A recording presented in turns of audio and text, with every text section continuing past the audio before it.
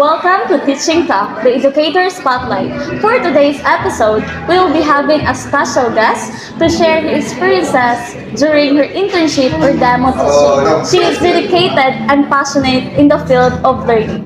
Ladies and gentlemen, please welcome Ms. JEREVEL BERNADEZ.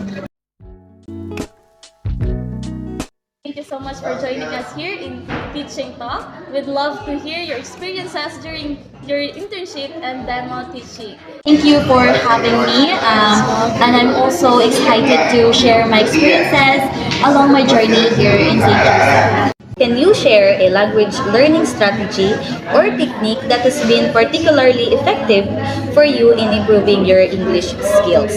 Yeah, sure. One technique that's really helped me in immersing myself in English media is whether watching movies, listening to podcasts, like reading books, any articles, that exposing myself to the language in real life context has been invaluable. So it's like soaking up the language, naturally picking up the new words and phrases without even realizing it. Plus, it's fun and doesn't feel like studying.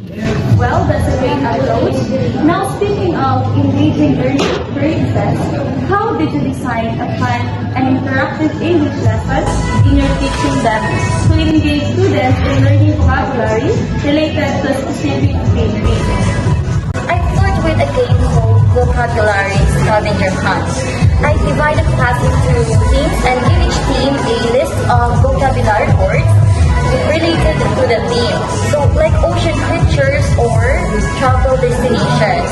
Then I set them loose in the classroom or school grounds to real life examples of those words. Then have a blast searching and learning at the same time. Afterward, we'll come together to discuss what they found and reinforce the meaning of the words. So it's hands-on, engaging, and keeps everyone involved. So communication is a two-way street. Have you ever had to explain a complex topic to someone outside your field? How did you adopt your language to make it easier for them to understand? Oh, definitely. There was this time when I had to explain a complex topic from my field to a friend who had no background in it. So instead of diving into jargon and technical terms, I used analogies and everyday examples to make it more relatable. So I also checked in with them regularly to make sure they were following along and didn't hesitate, to back down or simplify things if needed. So it's all about finding common ground and making the topic accessible to everyone. So speaking of overcoming challenges, can you share a moment when you struggled to express yourself in English and how did you overcome it? There was this time when I was trying to explain a complex idea in English but just couldn't find the right words. So I felt frustrated and a bit embarrassed. So what did I do? I took a step back, make a deep breath, and tried to simplify my thoughts. So I broke down the idea into smaller parts and used simpler language. Plus, I wasn't afraid to ask for help or clarification when needed. So it's all about perseverance and not being afraid to make mistakes along the way. Well, that's a great attitude to have. Now, how do you think your English studies can help you communicate better in real-world situations like giving presentations or writing reports for different audiences? Studying English has been like honing a superpower for real-world situations. It's not just about speaking or writing, it's about understanding your audience and tailoring your message to them. So whether I'm giving a presentation or writing a report, I know how to choose the right words and structure to make my point clear and engaging. So it's all about confidence again and knowing I can communicate effectively in any situation. Well, that's a great behavior to have self-confidence.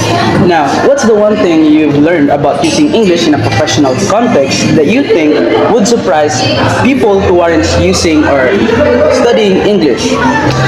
One thing I've learned is the power of tone and phrasing. It's not just about what you say, but how you say it. So a simple shift in tone can completely change the meaning or impact of a message. So it's like learning a sacred language, professionalism that goes beyond just grammar and vocabulary. find any opportunities to collaborate with professionals in a specific field to develop language materials or resources? Or if so, what was that experience like? Yes, I've collaborated with language educators to develop materials for learning new languages. So it was a rewarding experience because I got to combine my language skills with their teaching expertise. So to create resources that were engaging and effective for learners. So we brainstormed ideas, exchanged feedback, and fine-tuned the materials until they were just right. So it felt great to see our work help people on their language journey. That's a great experience. So, what advice would you give to someone who is hesitant to practice English due to fear of making mistakes or feeling self-conscious? I'd say don't let fear hold you back because making mistakes is all part of the learning process. And trust me, I've stumbled over a plenty of words and phrases in my English journey. But each mistake is a chance to learn and improve. Remember, everyone starts somewhere, and people are usually more supportive than you think. Well, thank you so much for sharing those valuable insights with us. So before we end, could you give some advice to our teacher educators? So the advice that I would give to all the future educators, such as yourself, no, I think I would say, no, it takes perseverance and or hard work, and also enjoy and your journey along the way as you move forward as a future educator someday. So again, thank you for inviting me today. Well, thank you so much, Miss Bernadez. Once again, that is JEREVEL Bernadez, a BSED-English graduating student from St. Joseph College of Sindangan Incorporated.